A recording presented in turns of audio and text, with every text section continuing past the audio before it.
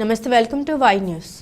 ఆనాడు అపర భగీరథుడు కాటన్ మహాశయుడు నిర్మించిన లోల్ల లాకులు సెంట్రల్ డెల్టాకు సాగునీరు అందించడంలో ప్రధానమైనవి. శిథిలావస్థకు చేరిన ఈ లాకులను ఆధునీకరణ చేయాల్సిన అవసరం ఏమైనా ఉందని కొత్తపేట ఎమ్మెల్యే బండారు సత్యానందరావు అన్నారు. అంబేద్కర్ కోనసీమ జిల్లా ఆత్రేయపురం మండలం లొల్ల లాకుల వద్ద వాటర్ డిస్ట్రిబ్యూటరీ సాగునీటి సంఘాల అధ్యక్షులతో సమావేశం నిర్వహించారు. గోదావరి సెంట్రల్ డెల్టా చైర్మన్ గుబ్బల శ్రీనివాస్, వైస్ చైర్మన్ కరుటూరి నరసింహారావు తదితరులు పాల్గొన్న ఈ సమావేశంలో ఎమ్మెల్యే సత్యానందరావు సాగునీటికి సంబంధించి పలు అంశాల సమీక్షించారు. ఈ సందర్భంగా ఆయన మాట్లాడుతూ పారిశ్రామికంగా అభివృద్ధి లేని అంబేద్కర్ కోనసీమ జిల్లా వాసులంతా వ్యవసాయమే ఆధారంగా జీవిస్తున్నారన్నారు. వ్యవసాయాన్ని అభివృద్ధి చేసుకోవడానికి ప్రధానమైన లొల్ల లాకుల ఆధునీకరణ కోసం నిధులు మంజూరు చేయాలని ఇప్పటికే ముఖ్యమంత్రి చంద్రబాబు, మంత్రి నిమ్మల రామనాయుడు దృష్టికి తీసుకెళ్లామని తెలిపారు. ఈ సందర్భంగా నాయకులు లొల్ల లాకులను పరిశీలించారు. కాలక్రమేణా 150 సంవత్సరాల దగ్గర ఏర్పవుతోంది వ్యవస్థ వచ్చి. ఈ వ్యవస్థ క్రమేణా బలహీనపడుతూ ఉంది. ఈనాడు మన ప్రాంతంలోనే మనమే మన వ్యవస్థని దెబ్బతీసుకుని సాగునీరు అందివ్వలేని పరిస్థితి, త్రాగునీరు తాగలేని పరిస్థితి మనం తెచ్చుకున్నాం. దానివల్ల త్రాగునీరు పొల్యూడైంది, సాగునీరు ఈ టైలాండ్, అప్పలాండ్ ఈ సిస్టమ్స్ అన్నీ దెబ్బతిని డీపీలు, స్లూయిస్లు, ఇవన్నీ లాకులు, చాంబర్స్ మొత్తం అన్నీ వదిలేసాం. ఆక్రమణలు, ఎంక్రోచ్మెంట్స్, కాలువగట్లు, ఇదివరకు అంతా వ్యవస్థను కాపాడుకునేవారు. ఏటుగట్లు కాపాడుకునేవారు, కాలువగట్లు కాపాడుకునేవారు, డ్రైన్ గట్లు కాపాడుకునేవారు. ఈ డ్రైన్లు ఎలా మురికి కాలువలు అయ్యాయి, కాలువలు కూడా మురికి కాలువలు అవుతూ ఉన్నాయి.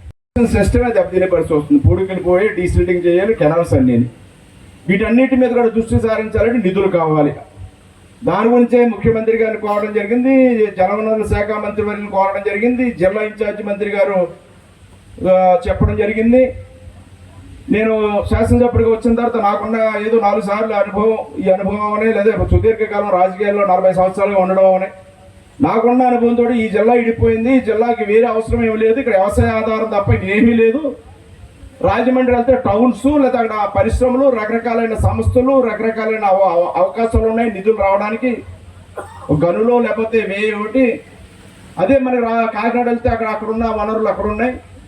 అదే అక్కడ పోర్టులో లేకపోతే రైల్వే స్టేషన్స్ ఏమిటి, ఒక ఎయిర్పోర్ట్లో ఏమిటి అభివృద్ధి చేసుకునే పరిశ్రమలు ఏమిటి ఉన్నాయి ఒక సంస్థలో. కానీ అదే అమలాపురం మన కోనసీమ జిల్లాకు వచ్చేటప్పటికి ఆ రకమైన పరిస్థితులు లేవు. వ్యవసాయం తప్పితే ఇంకో పని లేదు మనకి.